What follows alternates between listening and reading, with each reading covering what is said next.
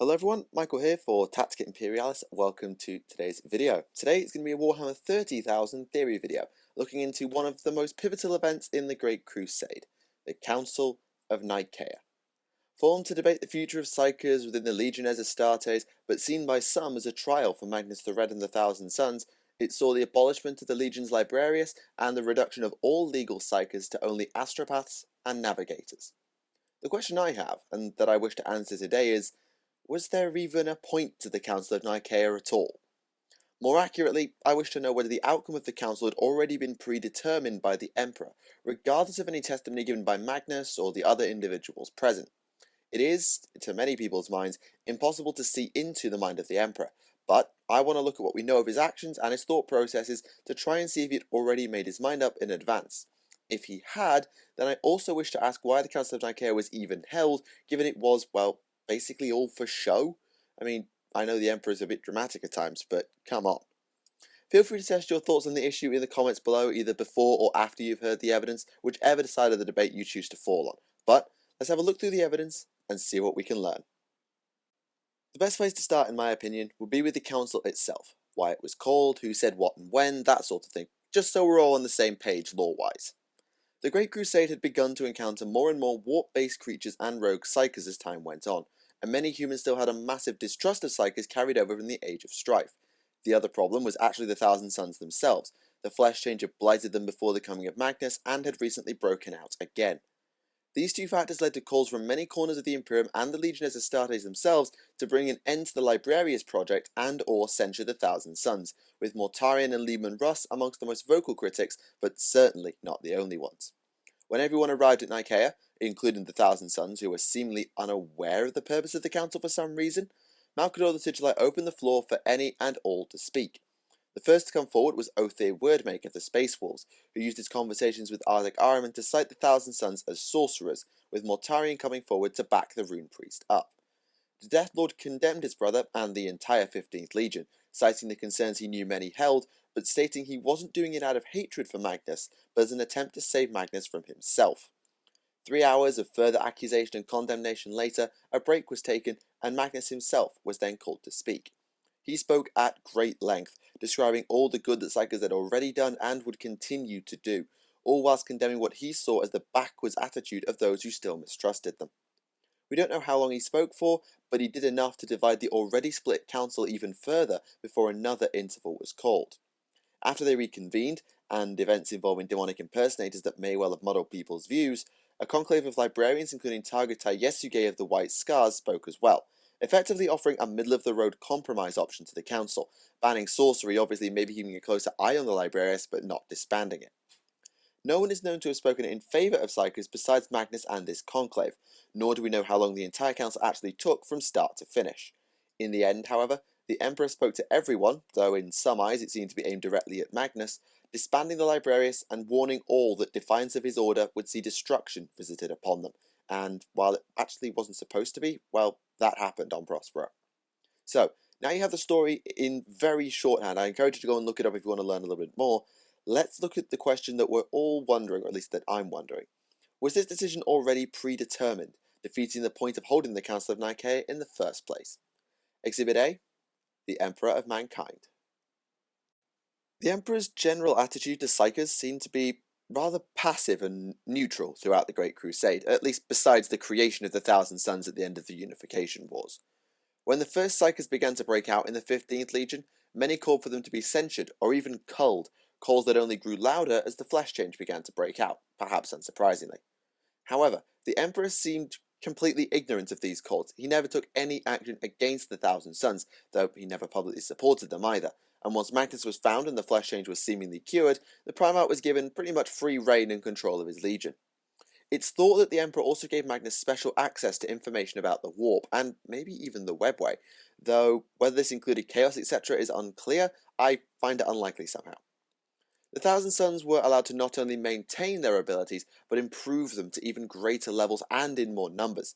And though the calls for censure never went away, they might have got a little bit quieter, but they were always there, the 15th did do a lot of good, conquered a lot of worlds, and quite possibly won a few hearts and minds along the way, especially once the remembrances were attached to the legions.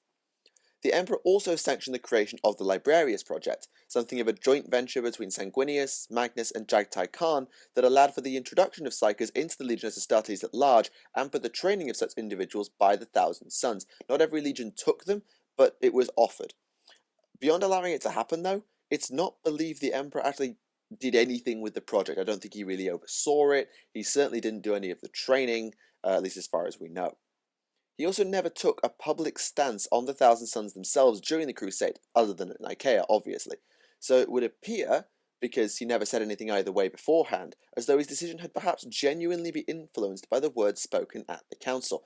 I mean, there were a lot more anti-psyker voices than pro-psyker, so he could have just been going with the majority, I suppose. I mean, the Fabricator General of Mars was against it, Horus and Malcador were deliberately neutral, as was Valdor. But there were, I think, roughly even split on Primarchs, but there were more people generally, I think, who were anti-psyker.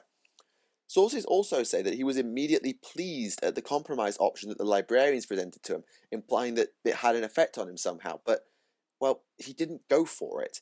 He didn't agree with that decision and didn't make that decision as his final judgment, so we can't really be sure on that either. But we can't just look at the Emperor in a vacuum. We have to consider what the Emperor knew about Magnus's work with the Warp as well. It's believed, almost confirmed in fact, that Magnus made a deal with Tzeentch to cure the flesh change on Prospero, and when the Emperor arrived, the Primarch claimed that father and son had been in psychic communication for a long time already. Some believe that Magnus may have unwittingly been talking to Tzeentch rather than the Emperor during these conversations, and if this were the case, then on hearing Magnus's story, the Emperor should have immediately had some alarm bells ringing and known that something wasn't as it should be. So if that's the case, then you have to say, well, he's been talking to Tzeentch, I need to stop him now.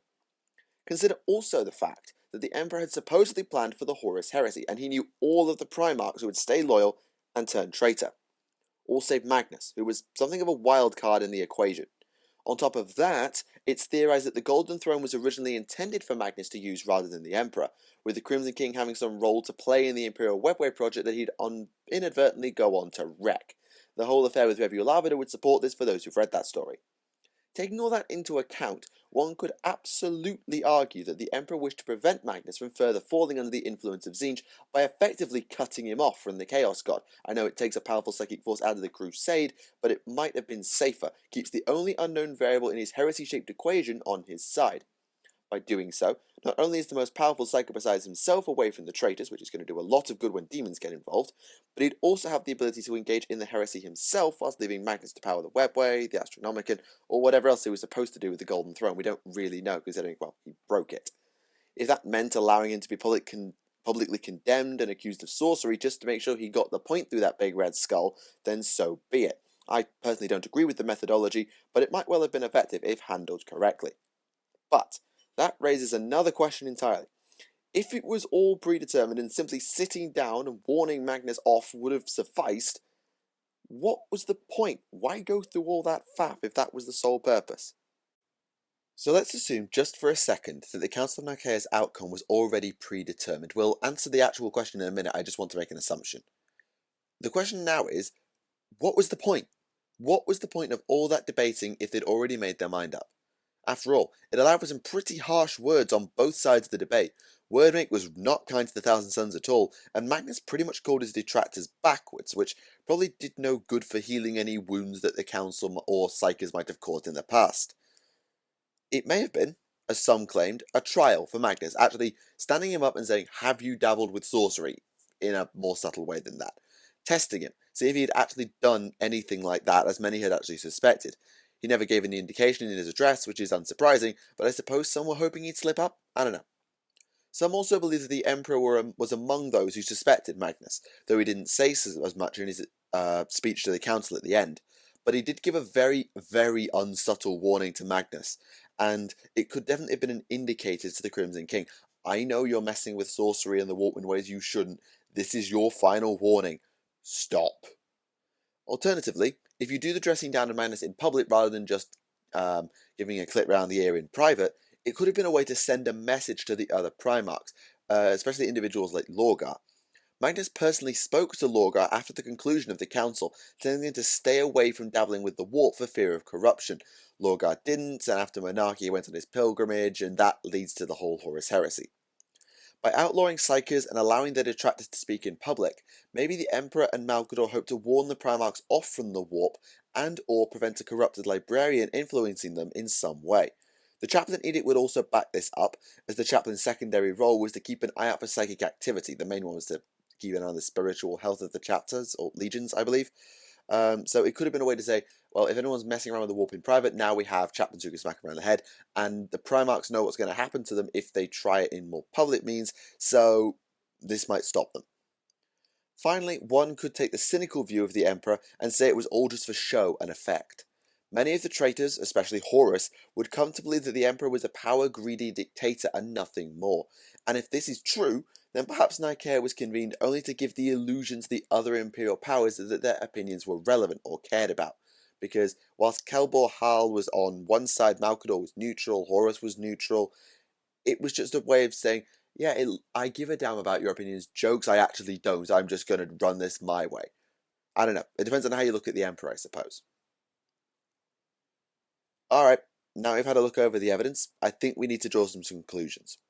The question is thus: was the outcome of the Council of Nikaea predetermined? Honestly, I think it probably was. Because Magnus was the unknown factor in the heresy question, the Emperor likely wanted to keep a tight, though also invisible, leash on the 15th Primarch as far as possible, shielding him from the influence of chaos so he could play his role in the Emperor's grand designs in future. I doubt it was a decision made out of spite, though if you believe the Emperor didn't care for the Primarchs, then it won't have been out of protective instincts either. That said, it was likely too little too late by that point to stop Magnus' exposure to chaos, and it clearly didn't work given what happened later, but I can see the intent. The obvious follow-up, therefore, is whether there was a point to the Council of Nikaea at all, since it was all supposedly predetermined. The answer to this is a little less clear, and is probably based on your opinion of the Emperor. To take a cynical view, it was to give the illusion of control to the other imperial law authorities, and of hope to Magnus, etc., that, well, they weren't just going to get censured for no reason. The more logistical view, and the one that I take, would be to send a clear message to the Primarchs and the other Psykers in the Imperium, warning them off from messing with the warp lest they face the Emperor's wrath, because he knew what Chaos was capable of. Whether he should have told them about Chaos is a question for another day, I think. Again, didn't work, even with Magnus himself trying to warn off Lorgar in the aftermath, but again, I understand the idea and the thought process. Of course, that's just my opinion. I likely missed out some points or pieces of evidence without meaning to that could change the way we look at things.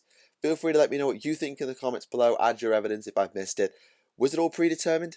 And if so, what was the point of the council at all? I look forward to seeing your thoughts in the comments, and let me know as well if you have any other theories you'd like me to take on. Thank you all for watching. My name is Michael for Tactica Imperialis, and I'll see you all again. Goodbye.